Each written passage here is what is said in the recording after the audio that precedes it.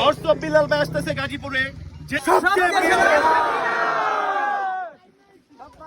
এই ভাই একটা ভ্যান গাড়িতে বিল্লাল ভাইয়ের ছবি দিয়ে গাড়িটা সাজিয়ে ফেলাইছে। বিল্লাল ভাইয়ের পাগলা ভক্ত। বিল্লাল ভাই আসবে না বলে এটা শুনে সে ভাই তো অজ্ঞান হয়ে গেছিল।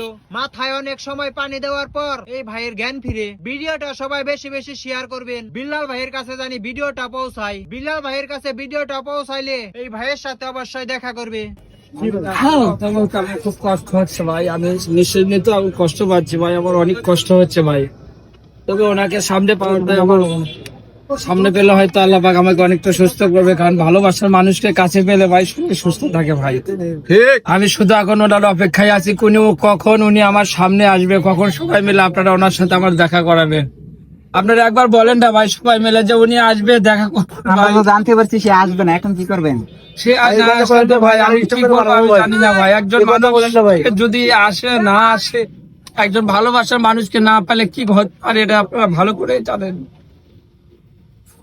আমি কথা বলতে পারতেছি না ভাই, আমার খুব কষ্ট হচ্ছে। অনুপ্রেরণার আরেক নাম থটস অফ বিল্লাল ভাই। ভাই কিছুদিন আগে একটা ভিডিওতে বলছিল যে গাজীপুর সাফারি পার্কে সেপ্টেম্বর মাসের 11 তারিখে সকাল 10টার সময় আসবে।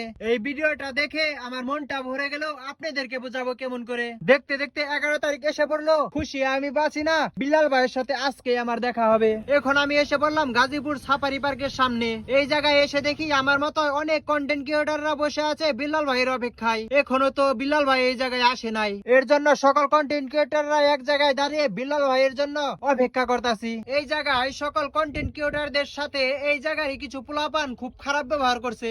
এটা আবার বিল্লাল ভাই দূরে থেকে জানতে পারছে। তার কিছুক্ষণ পরে বিল্লাল ভাই একটা ভিডিও করে ফেসবুকে আপলোড দিল। সেই ভিডিওতে বিল্লাল ভাই বলেছে যে গাজীপুর সাফারি পার্কের সামনে ওই জায়গায় যাওয়ার কথা ছিল সকাল 10টার সময়, এখন বেজে গেল 1টা। যারা কিনা গাজীপুর সাফারি পার্কের সামনে ওই জায়গায় আমাদের জন্য অপেক্ষা করতেছেন, তারা ওই জায়গায় আমাদের জন্য অপেক্ষা করেন না, কারণ ওই জায়গায় আমরা যাইতেও পারি নাও যাইতে পারি, কেউ মন খারাপ করবেন না। এই মেইন রোড দিয়ে কিছুক্ষণ ঘোরাঘুরি করে এই জায়গা থেকে আমরা চলে যাব। সাফারি পার্কের সামনে যারা আছেন তাদের সাথে আর দেখা হবে না। বিল্লাল ভাইয়ের এই ভিডিওটা দেখার পর আমাদের খুবই খারাপ লাগলো। এত আশা করে এসেছিলাম, বিল্লাল ভাইয়ের সাথে আর দেখা হলো না। এই বলে এই জায়গা থেকে বিদায় নিচ্ছি। সবাই ভালো থাকবেন। বিল্লাল ভাইয়ের সাথে আবার একদিন দেখা হবে ইনশাল্লাহ।